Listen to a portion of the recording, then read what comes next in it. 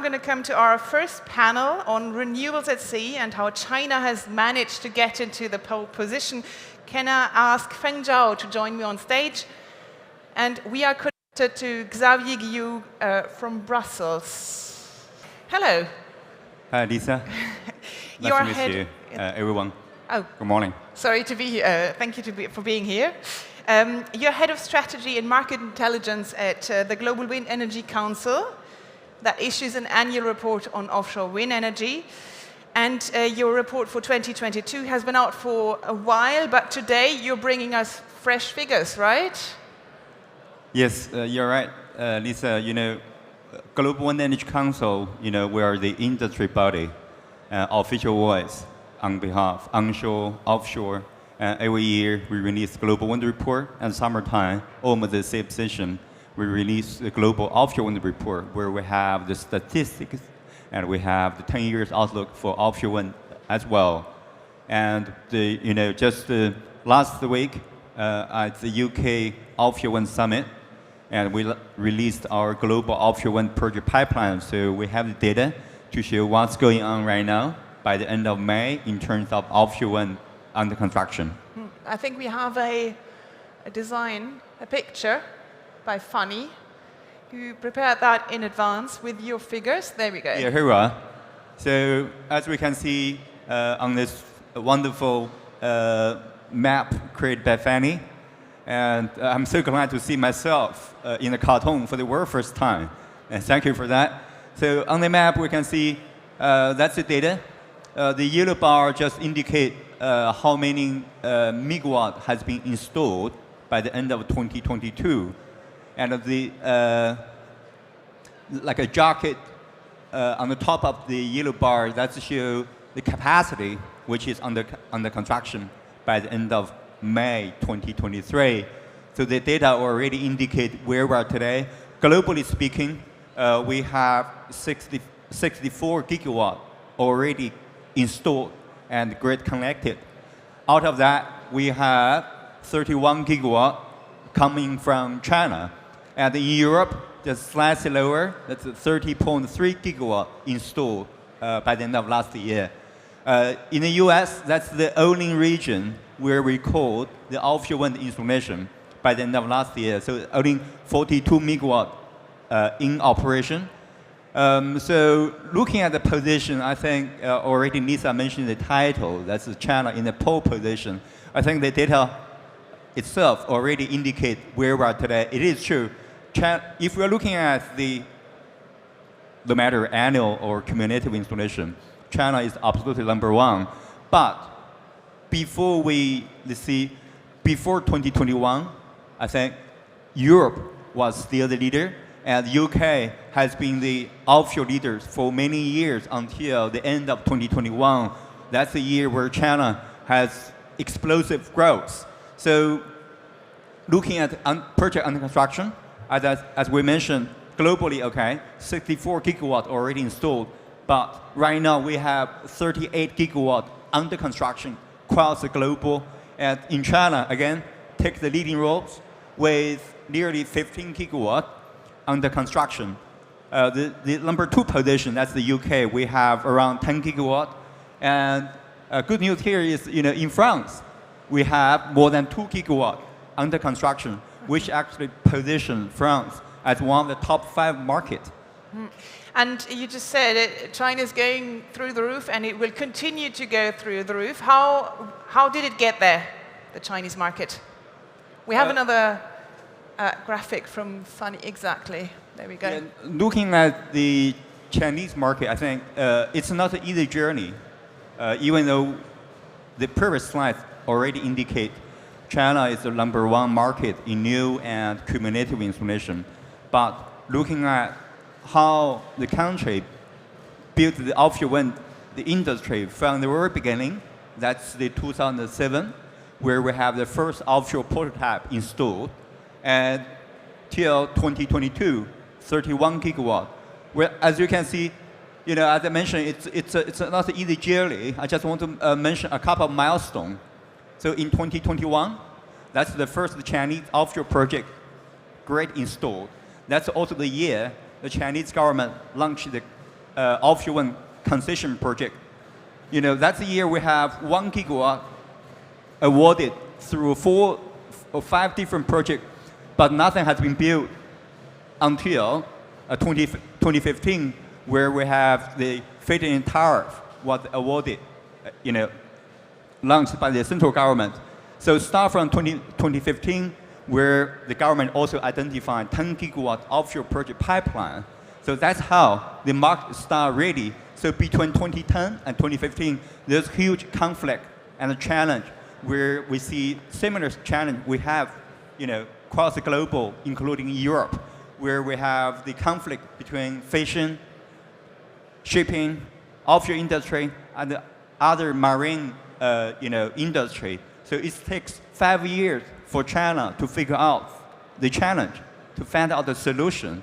I believe if China can do it, and we can do it here in Europe as well. But from this map, you can see the real market takeoff actually is from 2019. That's mainly due to the market, you know, come to the next stage where the government has decided to phase out the feed-in tariff. So come out with the auction where you have the feed-in tariff, the guaranteed price at the ceiling price.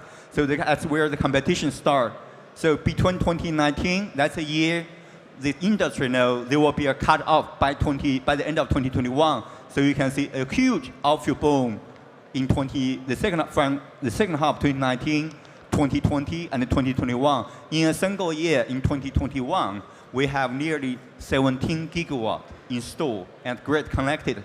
Last year, 2022, there is no more central government feed-in tariff, but still the country, the industry managed to get 5 gigawatts installed.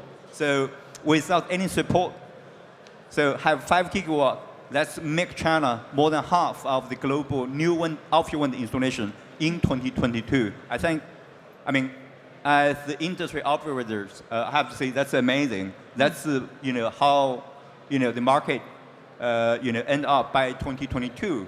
And looking forward, answer your question, Lisa, we can see the next slide. Yeah, we have another one. So the next slide exactly. just give you an indication. As it's funny to see, you know, fairly Zhao a rocket. It is true. Skyrocket, yeah. The market are going to continue to grow from 2022 to 2030. So we can see this year, 2023 alone, we are projection around 10 gigawatt to be built. I think we have a strong pipeline to support such a growth. As the previous slide, the first slide indicate, in China alone, we have nearly 15 gigawatts under construction, assuming 1/3 cannot be built by the end of this year, but still 10 gigawatts, that's possible. Moving forward in 2024, 12 gigawatts, and start from 2025, we believe that minimum 15 gigawatts will be built per year.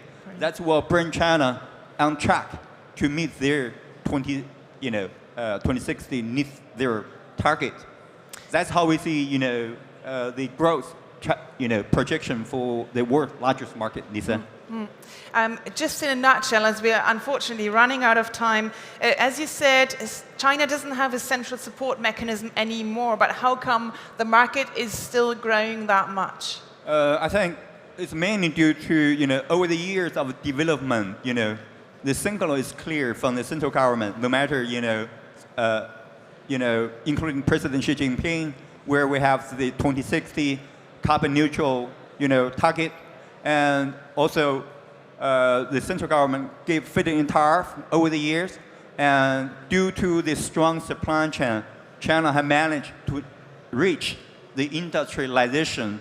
So, as we mentioned, you know, right now we have the port start from the north part of China down to the south of the province. You can find the offshore wind, you know, the hubs, the port, the installation facility almost across the entire east coast.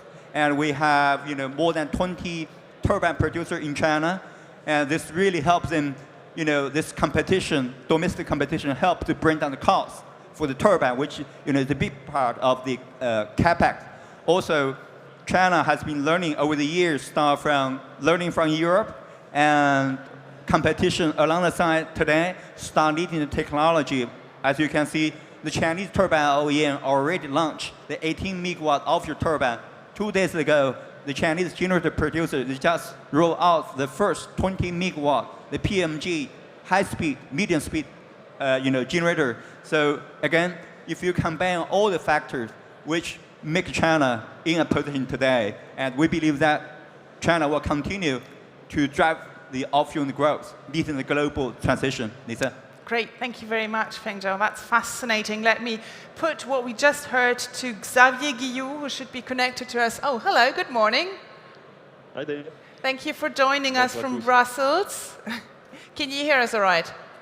Very good, thank you. Okay, great. So you're team leader, marine renewable energy and maritime special planning at the European Commission. Tell us, what can Europe do to keep up with China?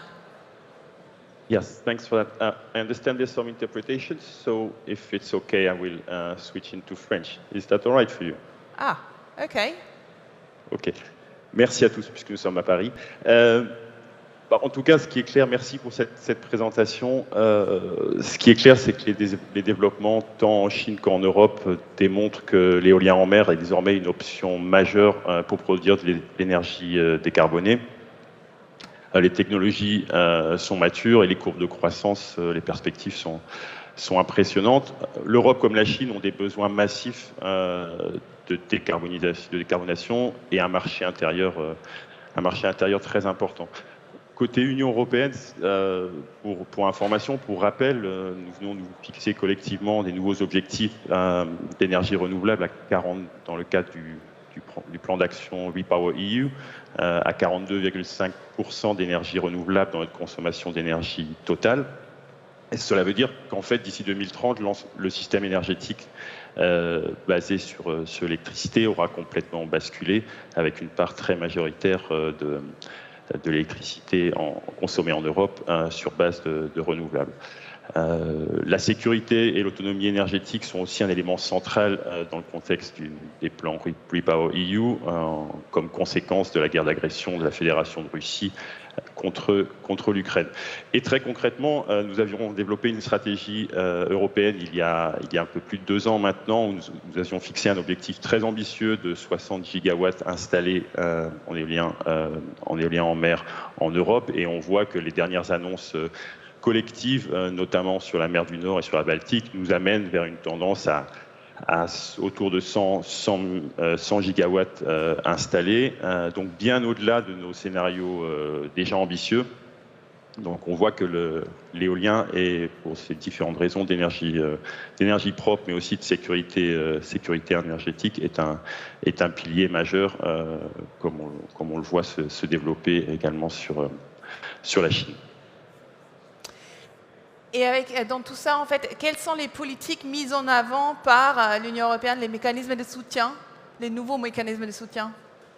Alors, il y a plusieurs choses. Un élément central, c'est l'espace, l'accès à la mer. Et l'ensemble des pays européens, en partenariat avec la Commission européenne, ont travaillé beaucoup sur la planification stratégique de leur espace, comment trouver de l'espace en mer, tout en ayant un niveau d'ambition croissant pour la protection et la restauration de l'environnement marin, mais aussi les autres usages importants en mer, le transport maritime, la pêche, le tourisme côtier. Et donc ça donne une garantie importante en termes d'investissement de l'ensemble des États membres les plus avancés vers l'éolien. Les espaces importants sont identifiés en mer du Nord, en Baltique, en Atlantique. Donc on a un pipeline spatial important pour les prochaines années. Des efforts importants sont faits aussi en termes de permis, de facilitation et d'anticipation des procédures. Également en termes de recherche et innovation, à la fois pour optimiser les technologies existantes, les rendre aussi plus circulaires, en la gestion de la circularité par design et aussi de fin de vie. Et enfin, un effort important sur les technologies émergentes, notamment le flottant, l'hydrolien, l'houlomoteur ou le solaire flottant. Est-ce que vous pensez qu'à l'avenir, l'Europe et la Chine pourront travailler ensemble ou coopérer de manière plus profonde dans ce secteur? Alors l'Europe et la Chine coopèrent ensemble au niveau des Nations Unies sur des axes sur les politiques climatiques globales, comme on l'a vu en matière de biodiversité, en matière de changement climatique. Nous coopérons ensemble aussi sur les aspects océans au sens large, à la fois en termes d'observation du milieu marin, partage de connaissances. C'est aussi un marché en croissance sur lequel il y a une concurrence industrielle importante, avec 2 leaders bien établis et qui ont été très clairement présentés dans la présentation précédente. Okay. Well, merci beaucoup, Xavier, Guillou, and thank you very much, Feng, Zhao, for taking part in this panel. Merci à vous. Bonne journée. Merci, au revoir.